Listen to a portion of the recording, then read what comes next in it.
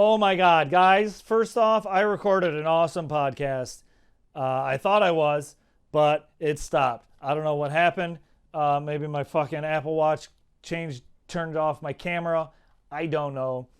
But I'm going to keep this short because I'm going to try and talk about everything I did. Um, Man, it was, anyways, I apologize. But it was basically about, gosh, I'm really flustered right now. It was good. It was a good heartwarming. It was a good heartfelt. I mean, I talked. Look, first off, um, I learned. What's up, ladies and gentlemen? You're not going to believe this, but I was recording a podcast and I thought I recorded a great one. Um, and then it turns out it didn't record. So I'm going to try and remember what I talked about. Hopefully that didn't make too much noise. I'm going to try and remember what I talked about.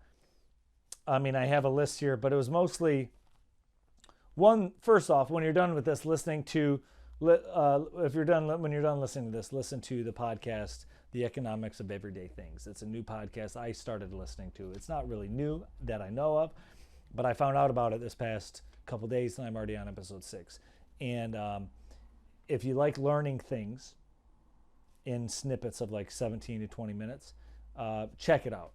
Episode 2 was about Girl Scout cookies, and that was a really cool episode. And that, there's only 2 bakeries that make Girl Scout cookies, and I thought that was interesting in the United States. And they're both subsidiaries of major companies, which makes sense because Keebler, the little elves, have Thin Mint, rectangular Thin Mints in the groceries, and they also own one of the bakeries that make the regular circular Girl Scout cookie Thin Mints.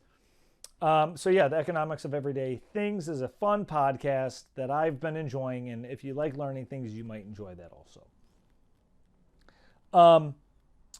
I had a good weekend. I hope you all did too. I hope nobody had anything bad happen to them. I hope everybody had a safe and fun and healthy weekend. My weekend was enjoyable. Saturday I painted and I made some donuts. I'm baking my treats so I don't eat as much junk food as I normally do. I have a sweet tooth, as I've mentioned. And then I painted, and then I went and I did some stand-up comedy. I do comedy. I did a show on Saturday night, and it was really, really fun. Tried out some new jokes that I'm excited about, and that was really enjoyable. Then Sunday, I went for a hike with my buddy Aaron, and then we went to the farmer's market, and we had a good talk. Find yourself friends that you can have talks with. Find yourself friends that you love and trust. And I tell all my friends that I love them. But when I leave, when I hang up the phone or when I talk to them or when I see them, I'm like, hey, dude, I love you.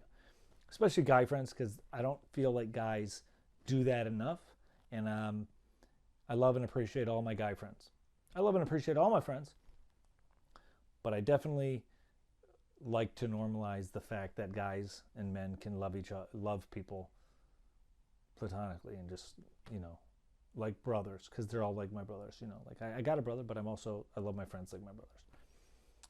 And Aaron and I were walking and we were talking, and he goes, basically, he's like, you need to pick a lane. And he didn't say it like that, but he's like, you're good at so many things, and you have all these ideas, and you got all these plates in the air. And he's like, take all of your talents and put them into one plate. He's like, pick an idea and focus more on that. And he's not wrong. And it stuck with me because it is like, I got a lot of ideas. I got a lot of plates. A lot of things I'm good at, not great at, but things I'm, trying to do creatively, professionally, etc. And maybe some of you do as well. Maybe some of you have, a new car you're fixing, or you got a new house you want to do, or an art project, or a hobby, or a small business you want to start. And I feel like George Costanza or Barney from Flintstones, in the sense of like every episode there was like a new job. Every there's a new thing, or like Kramer, there's a new thing from Seinfeld, and it's not that I have a new scheme every day or every week or whatever, but like I have a lot of creative ideas, and a lot of them are good, but I don't focus on them all equally, and I don't focus on one specifically. And it's an overnight success isn't overnight. It's over 10 years. It's over 7 years. It's over 12 years. And he's like, pick something. Stop trying to do things half-assed. And it's not that I do things half-assed, but if I put more focus into one thing, maybe that would build to fruition more, and I'd see more success or fulfillment. And sometimes, like it's good to hear friends that you can have real talks with, especially friends that even if you're not asking for advice, your friends are like, hey dude, you're cool. I love you. Figure your shit out. But in the positive way of like, look dude, I will support anything you do, but not that you asked for it, but I think you would find more fulfillment creatively and professionally if you focused more instead of spinning all these plates. Because I got a lot of plates. I get my plates up there, and the next thing I'm spinning my plates. The next thing I know, I see there's a waiter comes by with another plate, and I'm like, hey, I want that plate. Let me spin that plate too. That's a good idea, plate. Hey, plate. Hey, thank you, chef. That's a good idea, plate. So then I'll spin that plate instead of focusing on continuing, and putting all my efforts or my talents into one thing. And that was,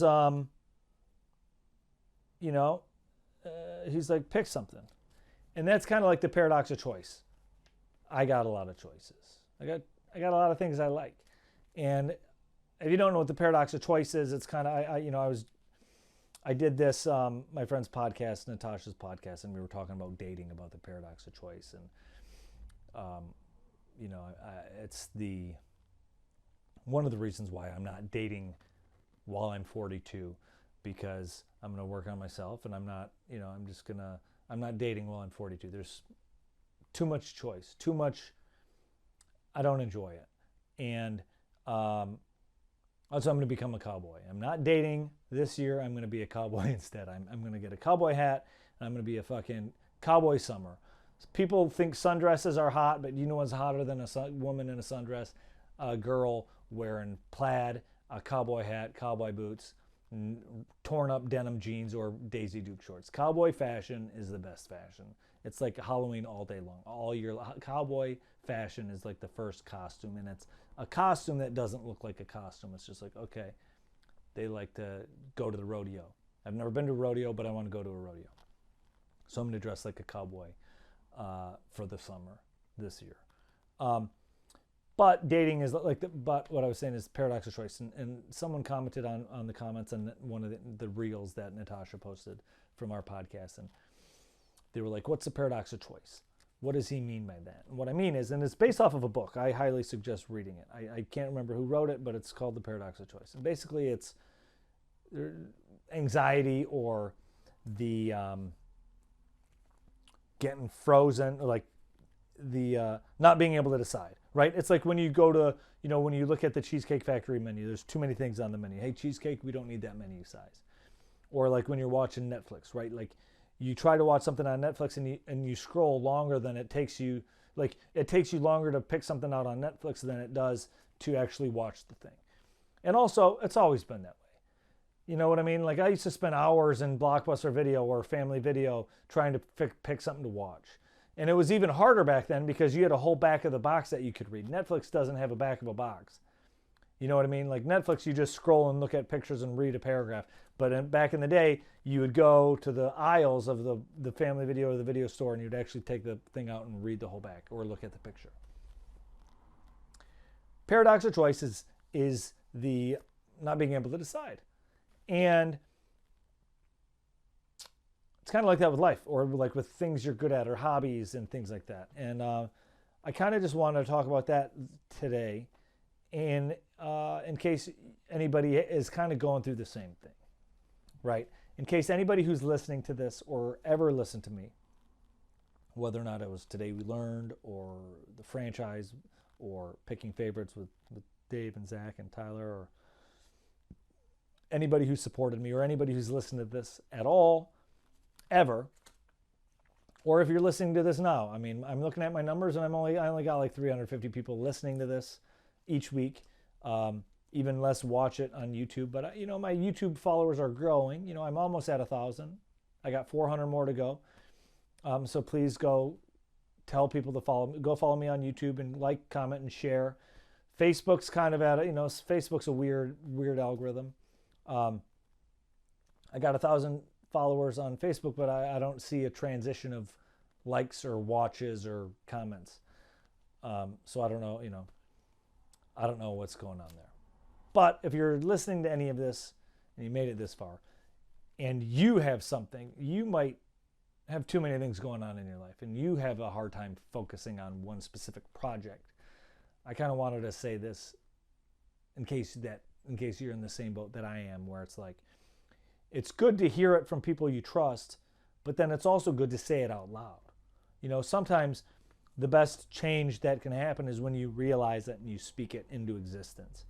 You can listen to books all day long. You can talk to your friends and get advice, or talk to therapy all day long, but until you actually will for the change or speak out what needs to be done by yourself, nothing's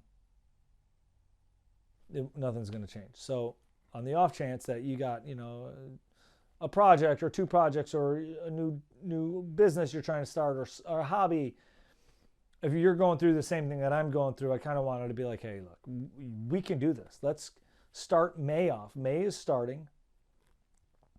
Let's start this May of 2024 with more streamlined focus and putting our talents to use into less things and more focus into just one of those things, to see it fulfill and come to fruition, and focus on one project and cultivating that and seeing where that goes, instead of trying to spin as many plates as you can.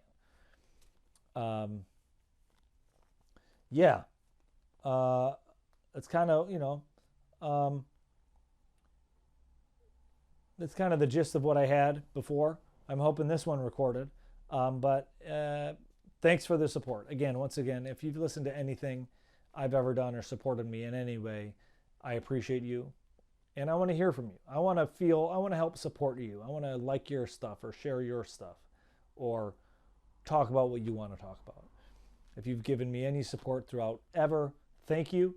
And please keep supporting it and sharing my stuff with others, and let's try and get those numbers up and get the awareness up, and then send me what you got going on.